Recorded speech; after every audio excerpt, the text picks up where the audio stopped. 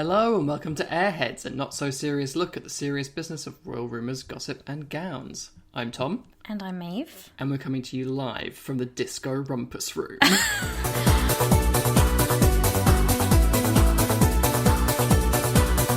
That's right. Thank you for joining us in Club H. H is for Airheads.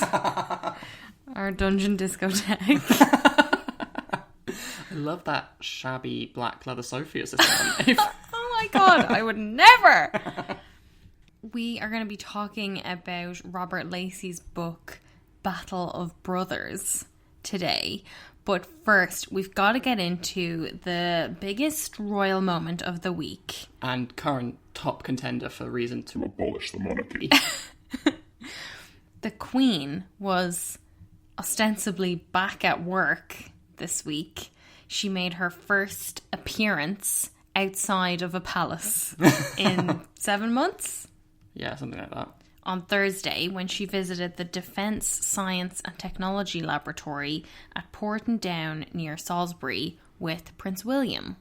So the purpose was to formally open the Energetics Analysis Centre. I mean, obviously you choose the Queen for anything which is energetic. It's a lab that will be used by scientists for counter-terrorist work. But virtually every headline about it and all the stories were about the fact she wasn't wearing a mask. There is a big emphasis, obviously coming from the palace, on the precautions that had been taken. So apparently all 48 people who were due to come into close contact with the Queen and Will were very recently tested for COVID-19 by DSTL, the Defence Science Technology Laboratory, before the visit, and all of their tests came back negative. And as well as that, social distancing was carried out during the visit. I mean, from some of the pictures, it doesn't look like it, but that's what we're being told. And a spokeswoman for Buckingham Palace said, specific advice has been sought from the medical household and relevant parties, and all necessary precautions taken, working closely with DSTL. While masks are mandatory on public transport here and in public places like shops, the government also recommends wearing a mask indoors where social distancing might be difficult and where the public come into contact with those they do not normally meet. Which is everything that these people do. Yeah. You know, some people were saying, oh, possibly it's because of health reasons. And, you know, for some older people, they can find it difficult to wear a mask. That may be one thing, but that doesn't explain why Will or any of her entourage or any of the people she was meeting weren't wearing masks. Like, I think this really has very little to do with the Queen's health and more to do with her vanity and not wanting to be seen in a mask. Yeah, the real issue here is that coronavirus cases are increasing in this country. The parts of the country are going into lockdown, and those at the top should be doing absolutely everything that they can to set an example for how people should be behaving. Like, wearing a mask is not really about protecting yourself, it's about protecting the people around you, and it sends a really strong message when you wear one, and if you don't, it sends an even stronger one. It's honestly just such appalling optics. Yeah. You know, lots of people were asking us about what is the situation like in the UK? Is this normal? To be honest, like, you know, we were walking around central London yesterday, and there are a lot more people wearing masks now than even a month ago, I would say. Not that we go into central London that often, but the fact that we go so rarely means that you really do notice those kind of differences. And it really just is such a bad look to see the Queen, this public figure, the head of state for the UK, not fucking bothering to wear a mask for the first time we see her out in public since lockdown. You know, I thought this would be a great opportunity for her to wear a mask that would match the rest of her outfit. Everybody would go crazy over that. They'd love the bright, colourful Queen in her rainbow masks. She'd have a different colour mask to go with every outfit. It would be a huge moment for her, and people would love it. And it's so fucking easy. Yeah. And it seems like the kind of thing that, like, anti-mask people can seize on. Like, to be honest, I was waiting for Donald Trump to point to this as an example of, like, look, this woman's 94 and she's not wearing a mask and she looks better than ever. Yeah. You know, it's so irresponsible. Yeah, and there was understandably a huge amount of criticism in the press. You had Graham Smith of Republic, who we've talked about before. It's a group that campaigns for an elected head of state. And he said, the Queen should be setting an example. I can't see how this fits with the rules everyone else is expected to follow. So the palace needs to come up with a rules-compliant explanation. You might expect this from someone from Republic, but the criticism really came from all corners. I was very surprised to see even Piers Morgan tweeting about this. He said, "Sorry, but this is not a smart move by the royal family as the virus rages and the country heads into another lockdown." And he's totally right. Yeah, for once. We also had John Smith, who's the son of the late political commentator, activist and veteran Harry Leslie Smith, who wrote, "By not wearing a mask, the Queen sends a very strong and stupid message that will have the anti-mask brigade clapping with joy." And, I mean, you mentioned that we went into central London and we saw more people than ever wearing masks, but we also saw a protest by anti-maskers while we were there. So it's so important right now not to be giving any ammunition to that crazy way of thinking. Yeah, and I thought it was very notable that Kensington Palace declined to comment on this, that multiple reports said it is understood that William was tested and returned a negative result ahead of accompanying his grandmother. But why not just come out and say that? I don't understand. I feel like he's just like really scared of admitting any kind of sign of weakness. Apparently getting a coronavirus test is a sign of weakness now. This is pathetic to me. And, you know, Prince William has had a big couple of weeks. While we didn't get a chance to talk about it last week, he had a few big projects. He did a TED Talk. He launched the Earthshot Prize, a launch that went down like a lead balloon, to be honest. Yeah. And his much-hyped ITV documentary, Prince William, A Planet for Us All, aired last week as well. Although, according to Broadcast Now, which is a TV industry publication, this 90-minute programme drew an audience of 2.9 million, which is 18.6%, over an hour. The Oxford Films documentary fell short of the 3.5 million, which is 18.8% slot average. Prince William couldn't amass the same number of viewers as his grandmother, who attracted 5.3 million viewers, which is 26.5% of the audience, to her environmental documentary, The Queen's Green Planet, which aired in the same slot on ITV in April 2018. I'm sure he was hoping for bigger numbers. I know, like 2.9 million compared to 5.3 million for The Future King is bad news. Although, you know, it's worth noting that Harry and Meghan's ITV documentary about their South Africa tour last year drew 2.8 million, which is also below the average for the slot. But speaking of Harry and Meghan, Kate's dodgy uncle Gary Goldsmith weighed in on everything they've been up to. Oh my god, I love this story. So you might know Gary Goldsmith as the younger brother of Kate Middleton. You may remember him from all the shenanigans at his notorious villa in Ibiza. The Maison de Bang Bang. Or, on a less funny note, from assaulting his wife in the street outside their London home. But following Harry and Meghan's work with the Evening Standard for Black History Month, Gary Goldsmith took to LinkedIn, of all places, to comment. I'm baffled by his use of LinkedIn. Incredible. He said, "With so much stuff going on in the world, still these two muppets are craving attention. Please shut the F up and bring up their child and stop talking, let alone demanding. Harry, you have lost our love and respect. Meghan, you are a wrong 'un. Now hush, please, we are kind of busy saving lives and an economy." I mean, fuck all of this, but it is so funny to go on LinkedIn and call someone a muppet. And to say shut the F up on LinkedIn. He later deleted this, by the way, but he did tell the Daily Mail that he stands by his comments. Love to delete stuff that I also stand by. Really clear message. I mean, it's not a very professional message to have on your LinkedIn account, is it, Tom? I guess not. But then I also wonder what exact work he's doing to save lives and build the economy.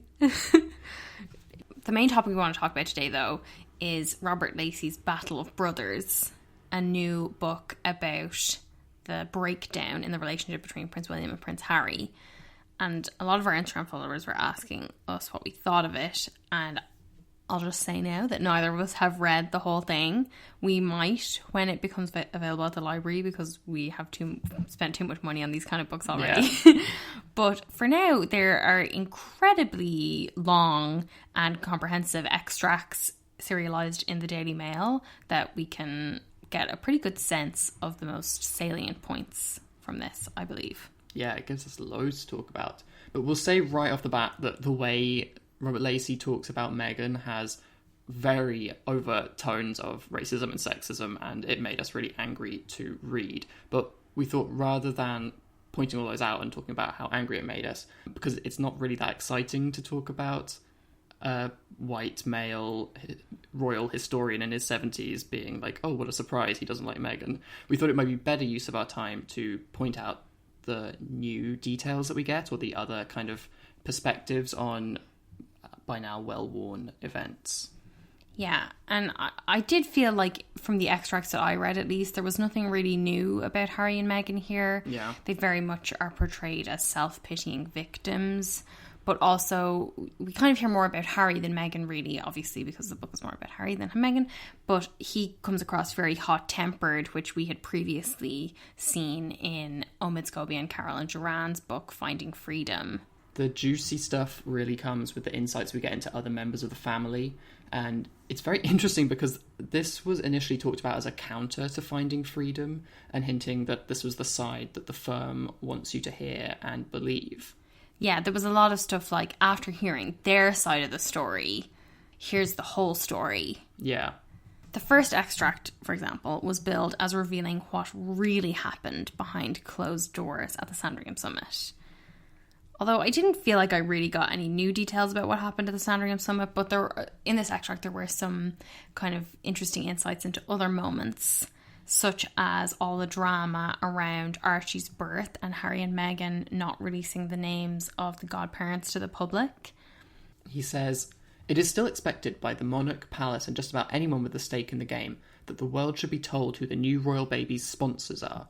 How can you judge the suitability of a sponsor who remains unknown? Yet the names of Archie's godparents are still secret today." It's so funny to me that we need to be able to judge Archie's godparents. Yeah. I really do not give a shit. But Lacey acknowledges that Harry and Archie are both very far down the line of succession at this point. But he says, but who knows what can happen in an age of mass terrorist attacks and global pandemics. It's pretty fucking dark. Yeah, I mean, just to think that, like, close friends of other members of the royal family who could potentially have been in, like, a godparent situation, they're going to be a hell of a lot darker than, like, anyone Meghan knows from, like, Suits or from school or, like, anything like that. This, like, worry just seems so misplaced. Especially because I'm pretty sure one of the Cambridge kids' godparents went to that blackface party a few years ago. Would not be surprised. I'm sure there's plenty of those kind of skeletons in their closets, but I don't think they get quite the grilling that Archie's godparents would have if their names had been made public.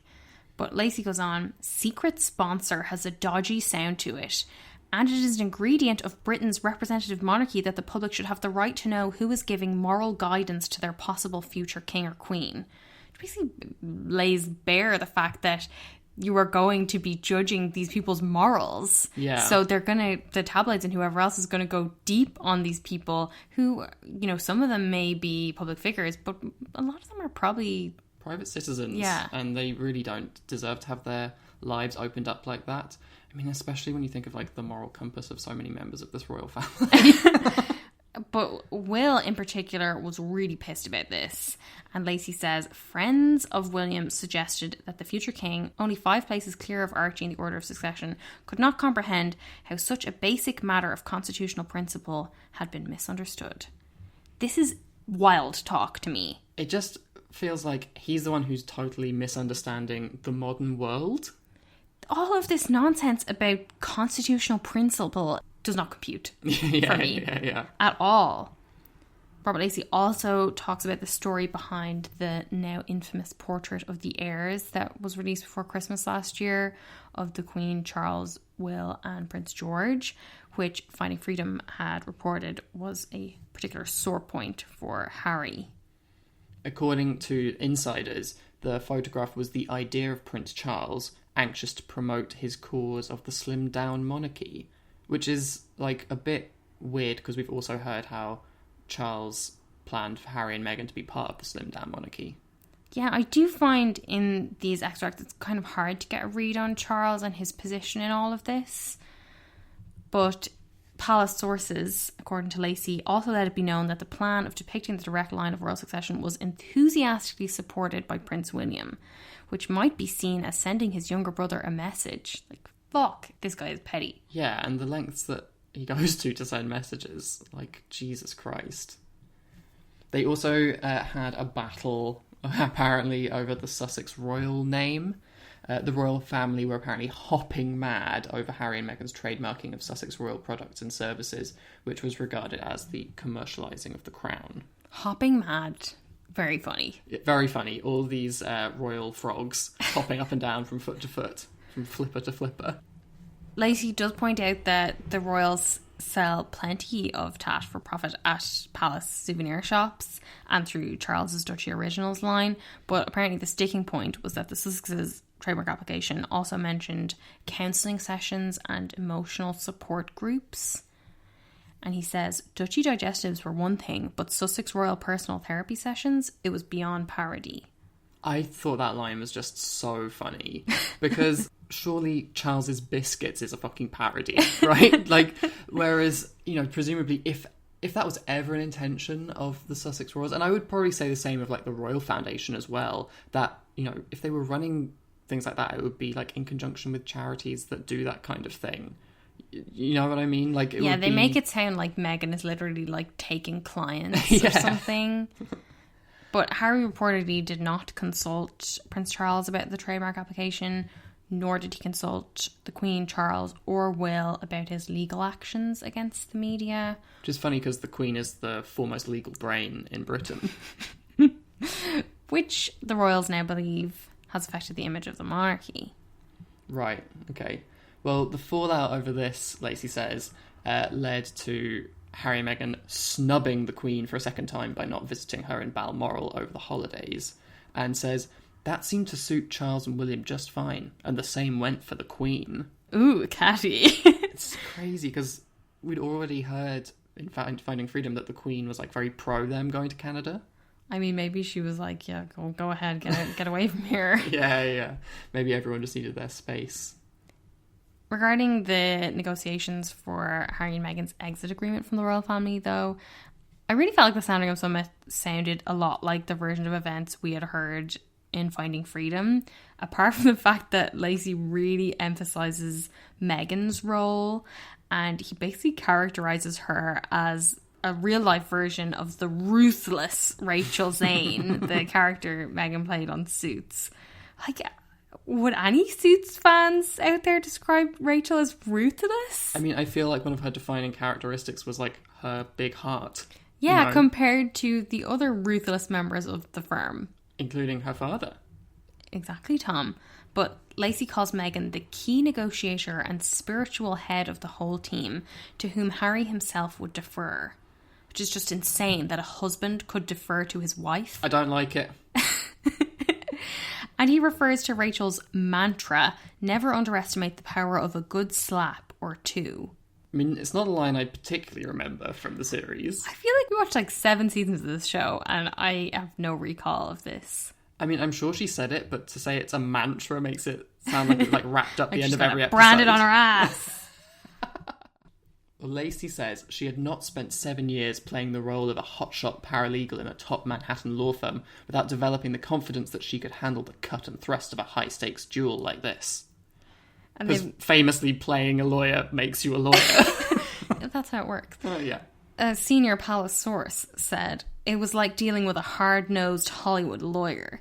The Sussexes wanted guarantees on every single point as if it were a contractual negotiation, which it basically was, because now every single time they do anything, everyone's like, well, in their contract with the Queen, they said they weren't going to do this, and they said they were going to do this. So it fucking makes sense that they would want guarantees on every point, because they knew that people would hold it. Yeah, and these people are slippery bastards. Another quote from the Palace Insider: Harry and Meghan totally misplayed the negotiations, but then so did the palace. Which I can see there being truth in that. Yeah. I thought Lacey characterised the whole situation fairly well when he said it was a transatlantic cross-cultural conflict that pitted the stereotypical all-American superwoman against a Monty Python parody of a toffee-nosed royal sucker-up and left little room for outside intervention. I love this because I really do feel like everyone who works for the royals is this toffee-nosed royal sucker-up. From Monty Python. Yeah, it's so funny. I can't remember if we knew this already, but we also heard that Will was so furious with Harry that he refused to attend lunch with the Queen and Harry on the afternoon of the Sandringham Summit. So funny. I just imagine him like eating a sandwich in the car outside. He is really coming across very petty. Yeah. And that's just extract 1. So second extract discusses how both of the Cambridges responded to Meghan. And a few of you had asked us what we thought of Will and Kate's treatment of Harry and Meghan. Were they compassionate? Were they jealous? And so on. And according to Lacey, I mean, this isn't very surprising, but he says, Meghan and Kate actually got on rather well from the start. They might not be best buddy material, but they found themselves sister outsiders in their extraordinary royal situation, and both of them cool professionals, treating each other with mutual respect. Each was far too canny to make an enemy of a prospective sister-in-law. It only made sense to be friends. Which I agreed to, other than the characterisation of cool professional Kate Middleton. She's a top CEO. What are you talking about? Oh, sorry, I forgot about that. Because it's been expunged from existence. The bigger issue, though, as we all know, was between Will and Harry. And we hear again this story about Will asking Harry if he was really sure about Meghan or were things moving too fast. And Lacey says, Harry could not help but wonder whether Wills was really concerned about his personal happiness, or whether he was, once again and as per usual, thinking about the makeup and fortunes of the firm whose boss he would become one day. Well, Harry was offended by this, and Will realised he wasn't getting anywhere, so he turned to his uncle Charles Spencer, who agreed with William to see what he could do. And Lacey says that the result of the Spencer intervention was an even more bitter explosion. Once again, Harry refused to slow down. He didn't blame his uncle. He understood why Diana's brother should want to help. Yet he was furious with his elder brother for dragging other family members into the row. I couldn't believe this. Yeah. This seems like something you would maybe do for, like, a teenage relationship. Yeah. Like, you shouldn't do it at all, obviously. But it just seems wacky to me that for a grown man's relationship, you would be asking another grown man to step in somehow. Like, it really makes Will seem incredibly controlling. And it's so fucking weird and domineering to expect somebody else to get involved in this very personal business. And it makes you think, because, you know, you could characterise some of Harry's reactions as being quite, like, adolescent in how they feel, like these big outbursts. But you can really see that if he's being treated like a teenager, he's going to act that way. Like, that is the response for having, like, your uncle brought in to weigh in on your relationship. It's unbelievable to me. And Harry and Will apparently had another showdown over Meghan's guest-edited issue of British Vogue, which Will reportedly felt was too political and too woke. But Lacey says William had been worried for some time that Harry was growing away from him, and this was confirmed when he tried to discuss the issues raised in Forces for Change with his brother. There was another classic Harry explosion, followed by a further, even deeper rift. It's so weird that this is about Harry's explosion and not about Will's, like, need to control everything and his, like, to the death defense of the status quo. And to talk to somebody about what their wife is doing and trying to have some control over somebody else's wife and thinking that a man can control his wife. Yeah. It's fucked up. Like, go to Meghan if you have a problem with this, not Harry. Maybe he was scared of Meghan. Oh, I would 100% believe that, yeah. The result of this big blowout was that Harry and Meghan decided not to join the rest of the family that summer to go to Balmoral, and they instead went on holiday with Elton John and David Furnish, which was great. I would also do that. But one former attendant to the Queen said, "The Côte d'Azur with Elton, but no Balmoral with Granny? They seem to be getting their queens mixed up." Oh my god. We've got a real comedian here. Yeah, this person thinks they're in Downton Abbey or something. Yeah. Gross. But Robert Lacey also talked about the plan to basically exile Harry and Meghan to South Africa, and he actually names names.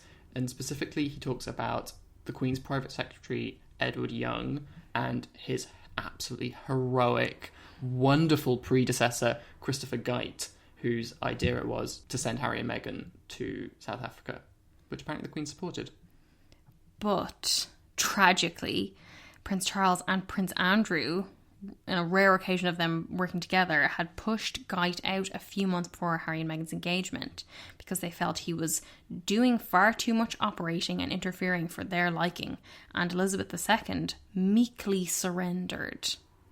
This meek queen, little mouse on the throne. And they mentioned that she had just turned 91, so emphasising her age as well is... And Charles and Andrew bullying an old woman with no defence. But I thought this queen was strong and stable. Well, that's what we've been led to believe. But Christopher Guyte is, like, held up as this, like, absolute Adonis of the royal household. He can do absolutely no wrong in Lacey's mind. But Young, on the other hand, looks absolutely terrible. He gets, like, a little kind of potted career history and says that other than the time that he helped organise the Queen's Bond stunt at the London Olympics in 2012... he's had a grey career, including notable failures like sanctioning Andrew's use of Buckingham Palace for the Newsnight interview. That's really interesting. Yeah. I don't think we'd heard that before. Yeah, that was an interesting, like, attaching a name to these kind of actions. Mess. But Lacey says he failed particularly when it came to Meghan, who felt that her schedule of engagements after the wedding was safe, predictable and boring. He includes in that her visit to Dublin, which is rude. But anyway, the Queen clearly had some concerns too, so she brought Guyte back in as her permanent lord-in-waiting. And the emphasis on the permanent. And the two of them cooked up this idea to get Harry and Meghan out of the country for a decent spell. It would give everyone a breather.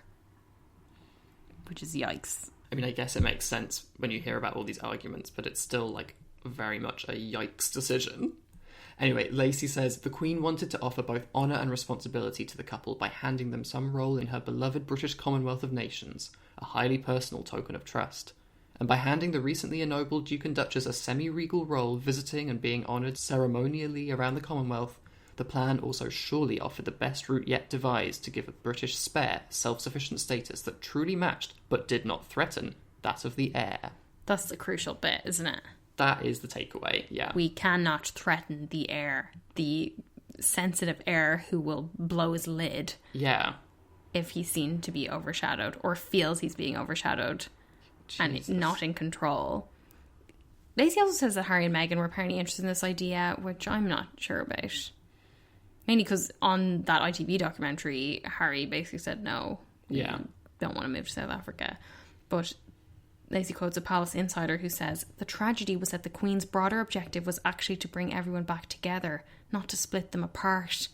Which seems kind of out of kilter with this fact that we've heard now from several sources that she refused to see Harry and Meghan when they came back after Christmas, and that she could only see them at the end of January. Like, if she was really so invested in bringing everyone together, you'd think she'd be going out of her way to make sure everyone felt heard and that Harry and Meghan were able to say their piece and raise their concerns. But unlike Christopher Guyte, Edward Young got stuck in the detail. He could not see the bigger picture. And I guess that's why things fell apart so spectacularly, according to Lacey. It's not the Queen's fault. I know. You've got to have a fall guy. And here he is. The third extract was fascinating to me. This was all about Will and Harry's teen years and got some great glimpses into their dynamic and how that has been shaped over the years by various incidents. But it starts by talking about the relationship between Will and Diana. And following Diana's famous TV interview, Will had broken out in one of the notorious rages that would from time to time scar his teenage years and young adult life. Lacey has this quote from Diana's faith healer, Simone Simmons, who said Diana told her all hell broke loose. He was furious that she had spoken badly of his father, that she had mentioned James Hewitt. He started shouting and crying, and when she tried to put her arms around him, he shoved her away. Now, I do understand that this outburst in particular comes after her, like, explosive interview, and that, you know, a child could be very angry or upset by that kind of thing, but it seems like this was setting in place a pattern that would extend into Will's general adult life. Yeah, the Daily Express quoted another passage in this book about Will's rages, which apparently shocked Camilla too. Unflappable Camilla. The quote is, Camilla had been horrified by the ranting and raving that William could unleash on occasions against her husband, letting rip with no apparent inhibition in her presence. The rows had been earth-shattering by her account, with William doing the shouting and Charles submitting meekly. As she's described these distressing episodes, William would hold nothing back. He could summon up a wrath to match the importance that he attaches to his challenging role as the future king. Jesus Christ. This is high drama. Wow. Yeah. I really feel like this gives us an idea of what Will thinks of wives. If he doesn't give a shit that Camilla's there, he's just going to absolutely lose his shit with his dad in front of her, when he's just going to go straight to Harry over talking about what his wife has been doing. Like, getting a very clear picture here. And I feel like we're set for a reign of terror. Yeah. The way the wrath matches the importance he attaches to his role as future king.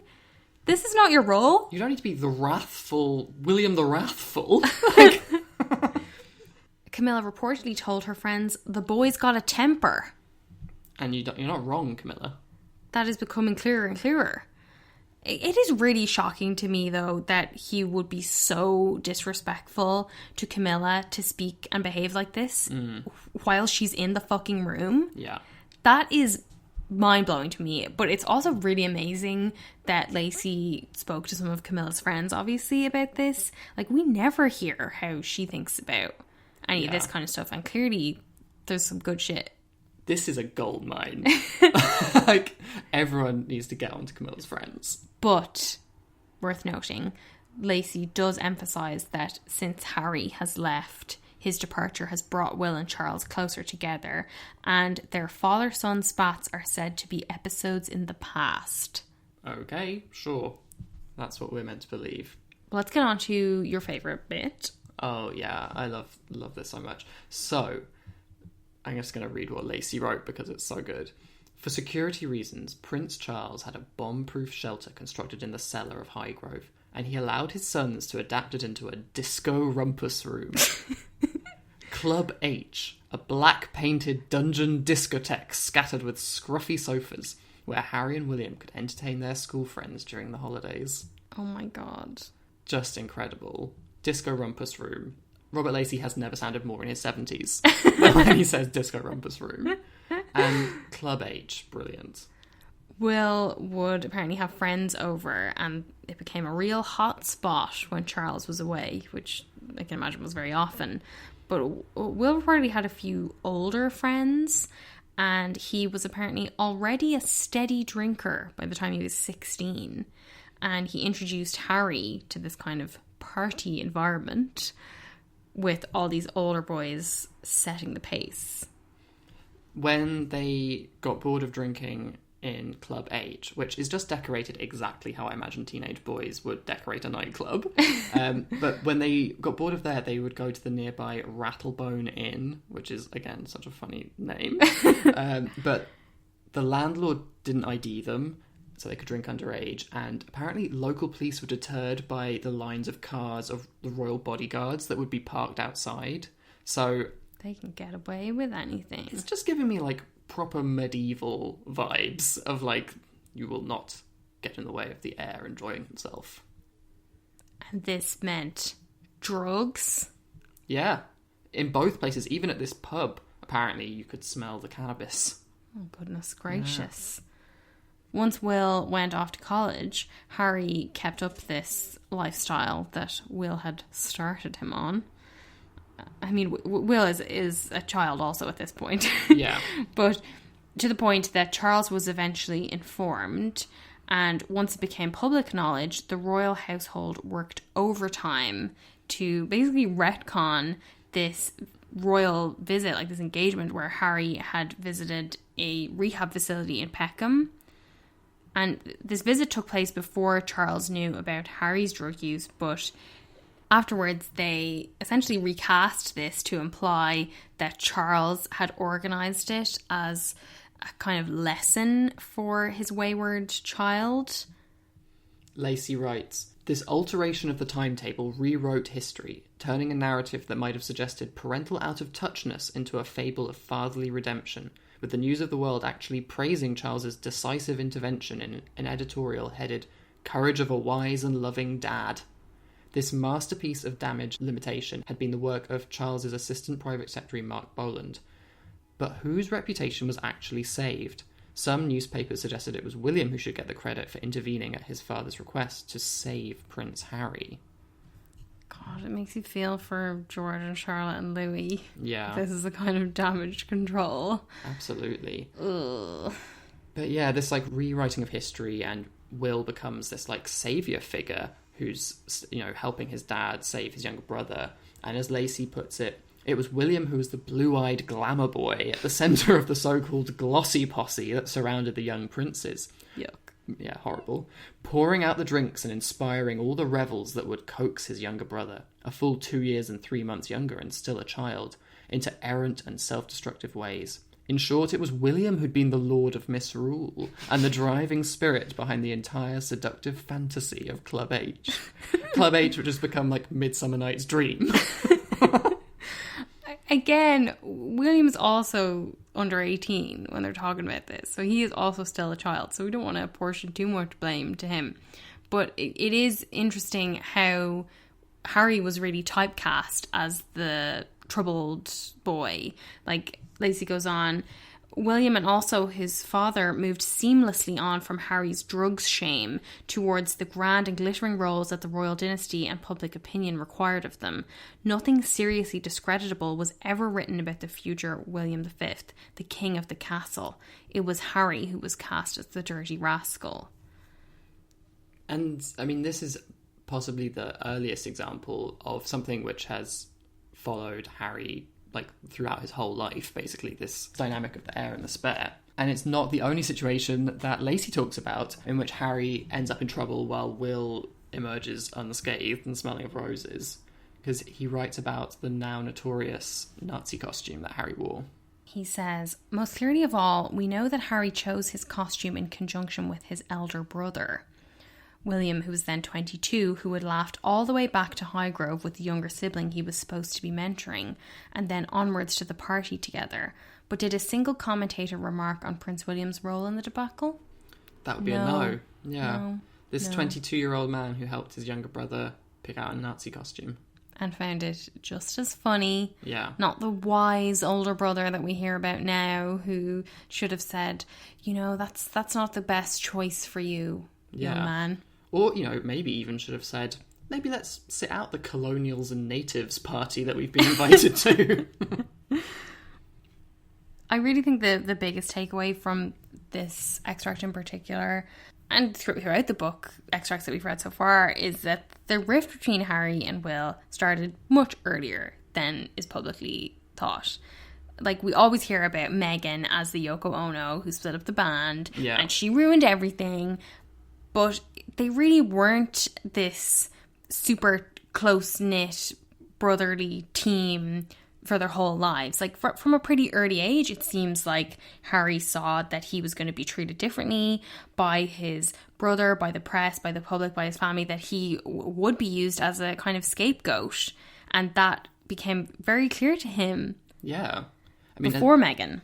And as Lacey puts it, every decent soap opera requires a glittering hero and a comical fall guy, and those were the opposing roles that popular culture had come to allot to William and Harry.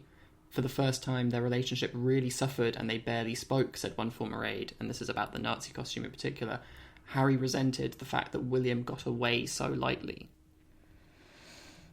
And that's it, isn't it? It's like, not just that they're on different parts, but it's when they are involved in the same shit, one of them comes out looking one way and the other one comes out looking the other way. Yeah, and we've seen that so many times, and it's clearly a point of contention for Harry that his family don't stick up for him, and they are seemingly satisfied for him to take the fall for stuff. Yeah. Will, as we've said, is already coming across very controlling, very prone to rage, very petty. Very insecure.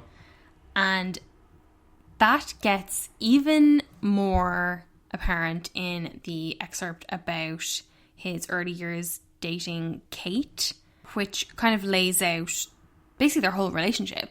It starts in Kate's pre-university plans and how she gave up her place at Edinburgh University to take a year out and then reapplied to St Andrews when she'd heard that Will was going to be attending there, and she took the year out to start at the same time as him. And, you know, we've talked about this before when we talked about the Gossip Mysteries episode, but Lacey kind of reminds us that there is this big question mark around when they actually first met. Yeah, he says they almost certainly met while they were still at school.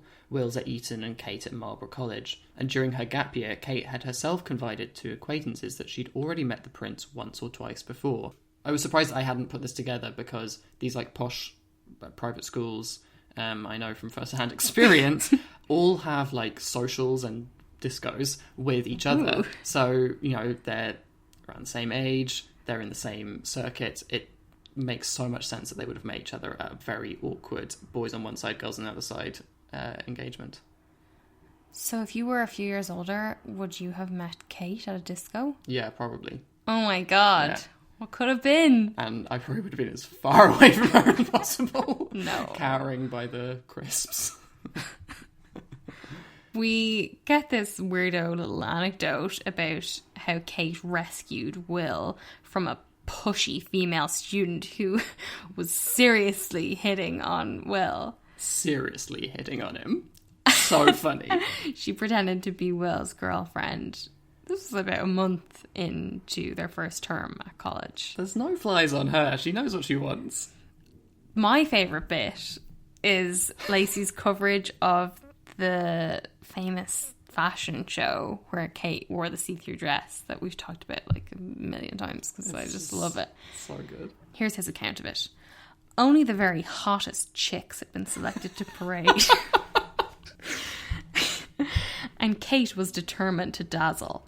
At the last minute, she discarded the chunky knitwear she'd been given to wear over a see-through skirt and instead hiked the skirt up above her boobs.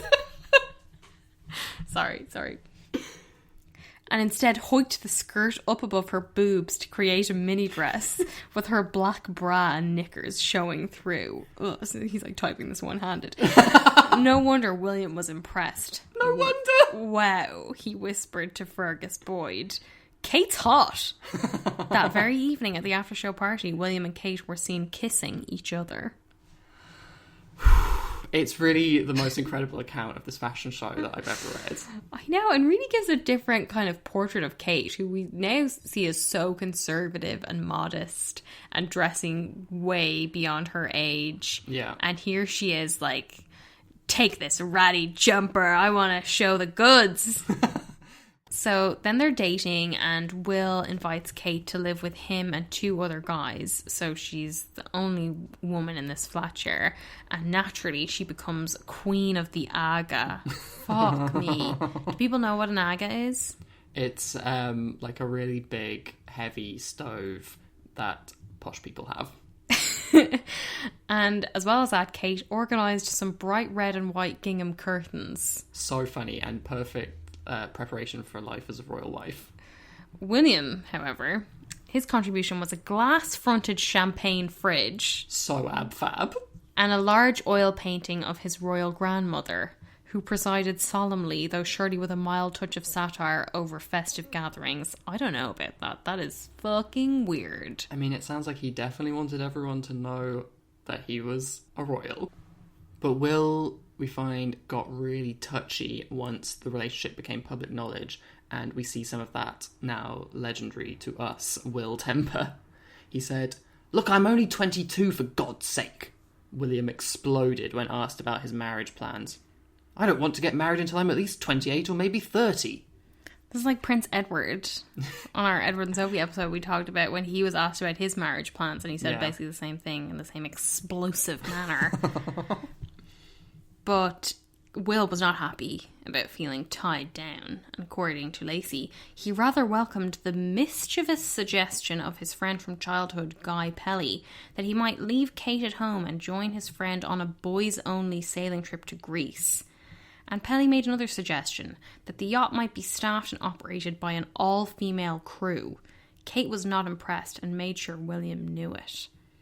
This is so embarrassingly pervy, isn't it? Like... Yeah, this is real sleazy behaviour. Yeah, it's like how to have a midlife crisis when you're 22 or whatever. And that he later said in 2010 that they did split up for a bit at that time. But they got back together, and after they had been dating like very steadily for like 5 years, the Queen extended a rare invitation to Kate to join them at Sandringham for a Christmas lunch, which I guess means she could have the honour of driving from Bucklebury to Sandringham for the lunch, because she wouldn't be allowed to stay the night. Yeah, well, she might be able to be put up in somewhere like on the grounds that wasn't where any of the other royals were sleeping. I think you could. What a do lovely that. Christmas morning. Yeah, on your own. Wake up on your own, maybe with a maid. And Lacey says it was the first time the Queen had extended such an invitation to an unregistered girlfriend. I'd love to register my girlfriends. But Kate had her own take on that break with tradition. She would go to Sandringham on Christmas Day only when she was engaged and had a ring to prove it.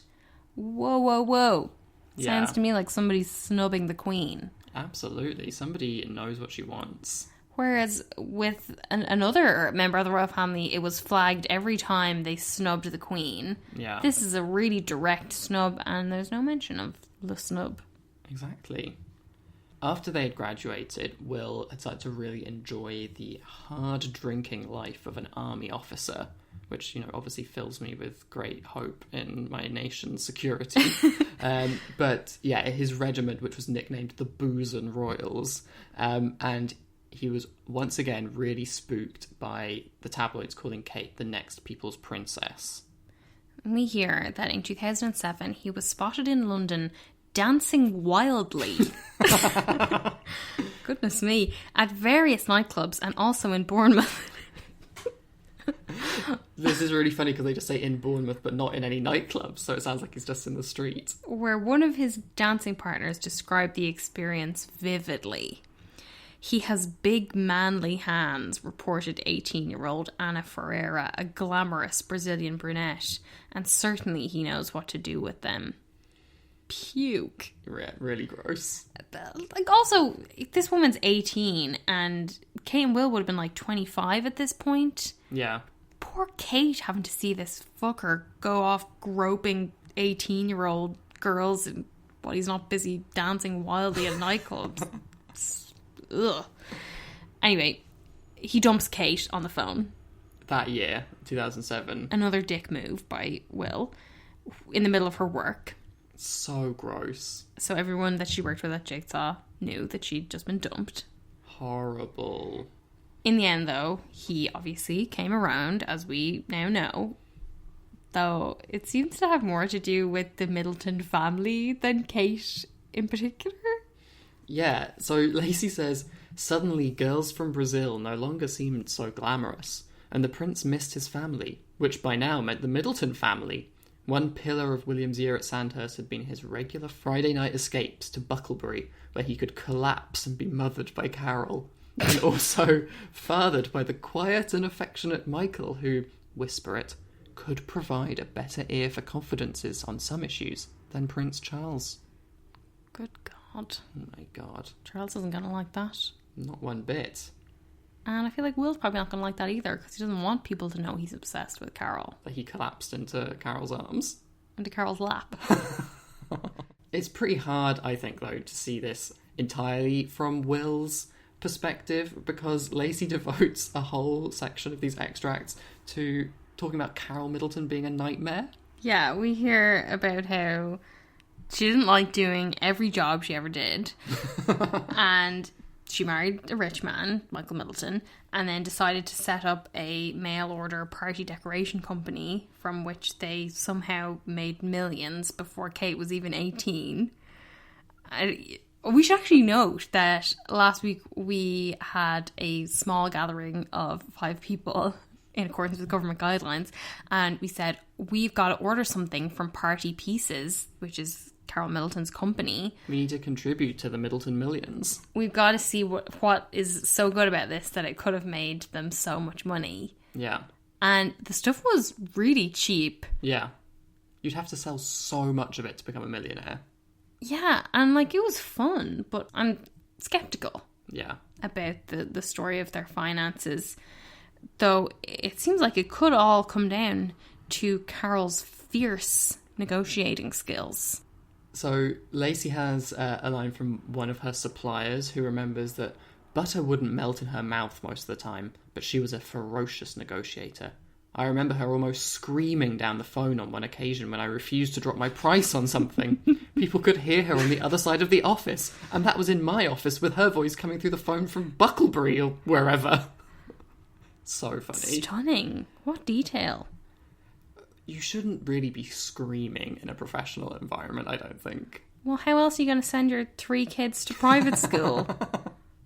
Yeah, the Middleton family fortune wasn't enough. But, sorry, should I hold for sound?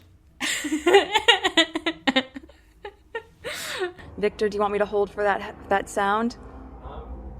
I think it adds to it. That was my favourite moment from Harry and Meghan's teenager therapy appearance last week. And this is cheating a little bit because it was last week, but I wanted to pull out one of Meghan's lines, which really stuck out to me for our quote of the week. You probably all heard it by now, but she said, I'm told that in 2019, I was the most trolled person in the entire world, male or female. Now, 8 months of that, I wasn't even visible. I was on maternity leave or with a baby.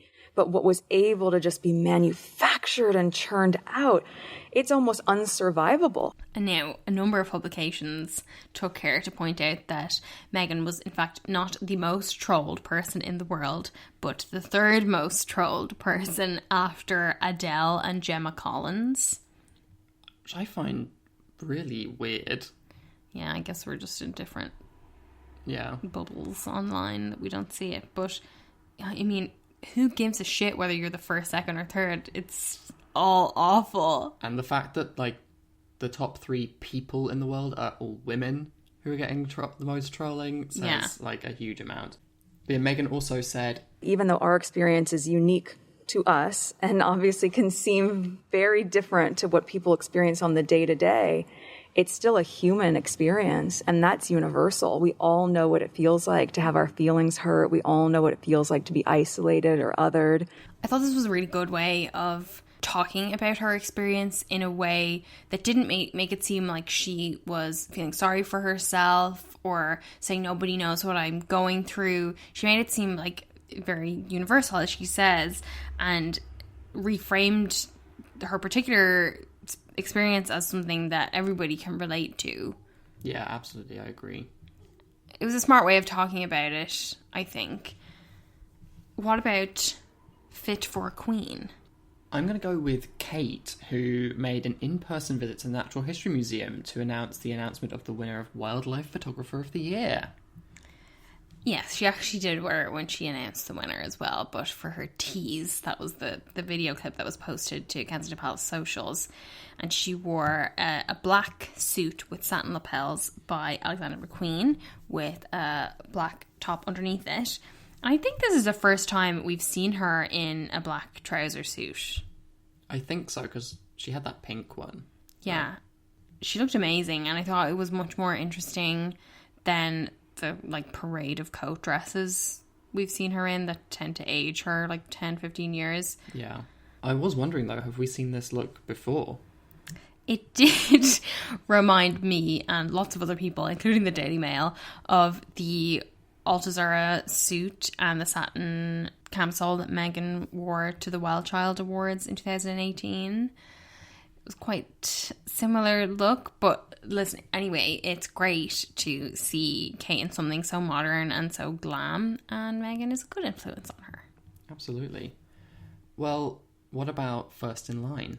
For me, I think it's going to be Kate this week, mostly for wearing a mask indoors for the whole of her engagement at the Institute of Reproductive and Development Biology at Imperial College London, because her relatives couldn't manage that. Yeah, absolutely. Even with Sophie Wessex having to self-isolate this week because she was exposed to somebody with coronavirus symptoms, Will and the Queen weren't bothered, but Kate thankfully did keep her mask on the whole time. Out of respect for another member of the new Fab Four, obviously. But yeah, she was talking to medical experts and representatives from the national charity Tommy's, which funds pioneering medical research to discover the causes of baby loss and helps women throughout their pregnancy journey and also offers support for partners.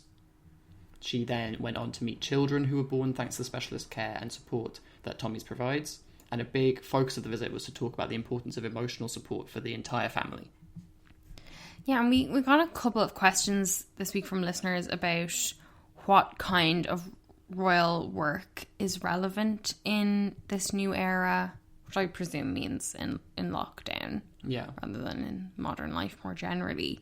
The kind of royal work that impresses me most is the work that has a tangible impact beyond nice photos. So we've talked before about how much we liked Meghan's Together cookbook and the Smart Set collection, which both had financial benefits for their respective causes.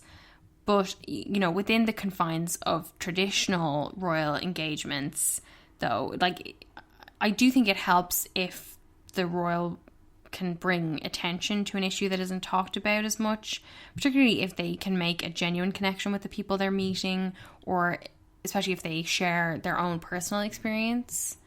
Yeah, absolutely. I agree with that, and I think that's why this work by Kate is an example of like a good royal engagement. She drew attention to an issue that would often be seen as maybe like unroyal or, you know, perhaps less palatable or sanitized, which is often what the royals have gone for in the past. And, you know, it's something that has some degree of stigma in terms of it not being talked about that openly. And given that royals tend to avoid anything that's to do with the human body and especially the female body, this kind of engagement really stands out, I think. I think because it's an issue that affects both physical and mental health, there's like a bonus to having someone like Kate involved in the discussion. Yeah, it does seem like Kate talking with people about child loss could have an actual concrete effect on people and could make it easier for people to bring up their own feelings and experiences about it. Like, oh, well, if perfect Kate Middleton can talk about it, so can I. Yeah. Some of you guys also asked us if we think that the Sussexes are becoming irrelevant to people in the UK, which is something that you kind of hear quite a lot from the tabloids at the moment. And I do think... Not just the tabloids, though, like the broadsheets as well. That's true, yeah. I think it's kind of a difficult question, I think. I mean, it's definitely the kind of question that will trip us up and get us a load of 1-star reviews and messages from people screaming at us. We should maybe just then start off by saying, like, whether or not the Sussexes are relevant or irrelevant to people in the UK, it really doesn't affect the quality of the work that they're doing in any way. So we're just talking about how we feel people in the UK react to that work. Yeah, because I really, you know, I remember us talking earlier in the lockdown when there was all this coverage about, like, Harry needs to come home, that he needs to come back and do work here while his dad is sick, and, you know, he needs to support the family in this difficult time. And we were like, what the fuck is he going to do here? You know, he can do work from anywhere. Everything is virtual now. It doesn't make any difference. But, you know, as time has gone on, I really do feel the distance in the kind of work that they do compared to the kind of stuff that we're seeing here. I think part of it obviously is the time difference, because a lot of stuff happens while we're asleep. Yeah. So it doesn't have quite the same impact for us. And they're obviously not interested in British press coverage. So they don't really do things in a way that, you know, you'll get an exclusive in the Times or the Telegraph or whatever. They're just happy for the charity or whoever it is to post it on their social or maybe give like an exclusive to Entertainment Tonight or People or something like that. But I do think the lack of engagements with their UK based patronages and charities and stuff like that means that a lot of the work they do doesn't have as much of an impact over here, especially if you're someone who isn't like an active royal watcher. Like, I was trying to think of people that I've spoken to other than you who might have like a very passive interest in Harry and Meghan, and what stood out to me was that the only things people have really known about Harry and Meghan in the last few months are the Netflix deal, the £150 million Netflix deal, and the fact they bought that huge mansion. So the big money stories basically are the ones that have stuck with people more than the charity work that they've done. And even like their work with the Evening Standard, which we were talking about and we were excited for, and we thought it was good that they're, you know, doing something with a UK-based print newspaper. That had a lot less impact because, you know, even with some people going back to work, there's not as many people reading the Evening Standard as there were. Like, that might have been a much bigger thing if we weren't in this specific kind of state that we're in. But I did think that in the Teenager Therapy podcast, it really felt like they were both talking in a way that felt good for them and that they came across as, like, relaxed and engaged and articulate. I'm looking at Harry here. It is, however, like a very American way of talking about things and talking about feelings, and that can feel a bit alien, I think, to us Brits. But that is very much on us because we're so crap at talking about our feelings. Tom is talking about himself and his country folk, not us, me and Tom. Yeah, sorry, yeah, absolutely. But yeah, because when we were talking about the podcast, you were saying, like, this isn't working for me. Yeah, and I mean, I really think it's very important to talk about mental health. And I suppose I was just thinking that, like, this kind of language about, like, make it a breakthrough, not a breakdown, it's kind of maybe not the best way of talking to a UK audience, but that's fine because this isn't for a UK audience, you know? Yeah, they're obviously not talking to a UK audience. Yeah. But it reminded me of, I spent a year in America, in California, and I did an internship in a centre where they would have a sit down every Friday and everybody would go around and talk about one good thing and one bad thing that happened to them that week. And I remember just finding it so difficult to talk about that kind of stuff. Like, I'm not great at talking, like, earnestly about feelings and stuff anyway, but the way that people would just launch straight into these very intense discussions without doing any of the usual kind of small talk or build up to it struck me as, like, very distinctly American or maybe even Californian, or like the particular area that I was in or whatever, but it just seemed very alien to me as well. And, like, as you know, I was there for a few months, and as it went on, I think I got better at doing it, but it doesn't come naturally, I don't think. And certainly in Ireland, if you were talking about stuff like that, people would be like looking at you funny. Yeah.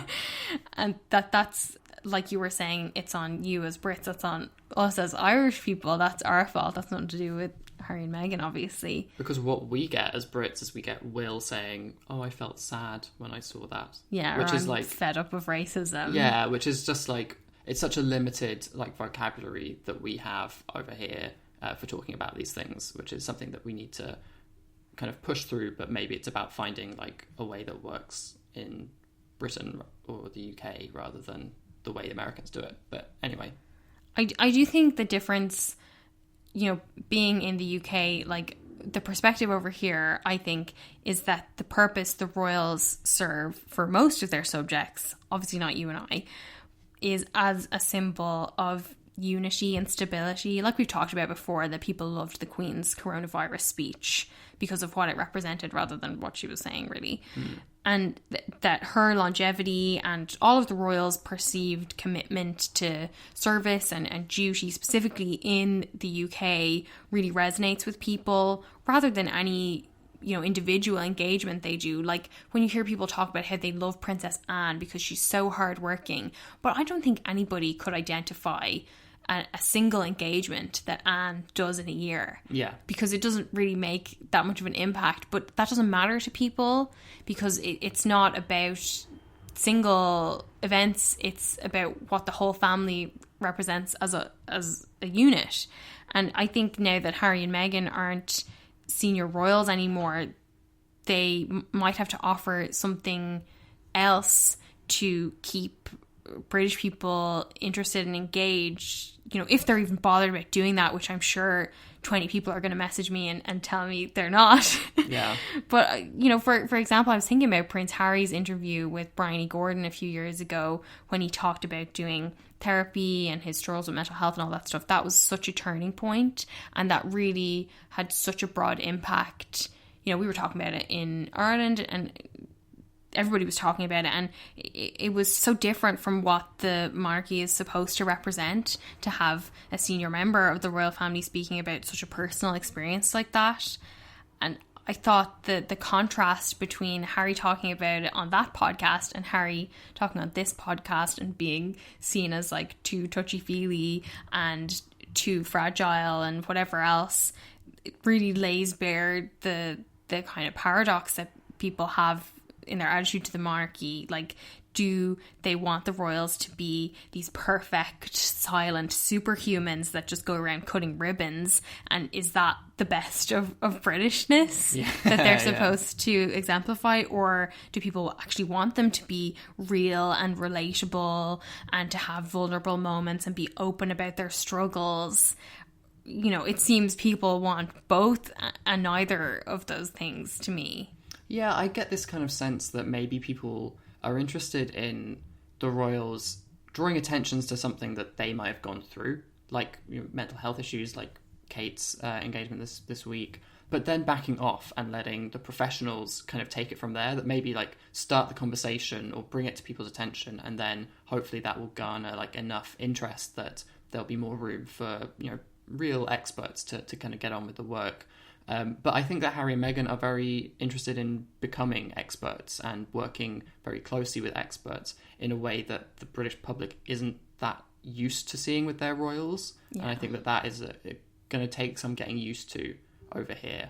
Yeah, so it's kind of a hard question to answer, and we can end by saying that we think no royal work is relevant and that the monarchy should not exist and should be disbanded and they can do some real work. Yeah. But let's talk about next week. Harry and Meghan are going to be hosting a series of Time 100 talks with a whole variety of people. That's going to be happening this week. Harry is also expected to return to the UK at some point in the coming weeks, which I was very interested in. Mm-hmm. Don't know when that's going to happen, but presume he'll just pop up and we'll hear about it.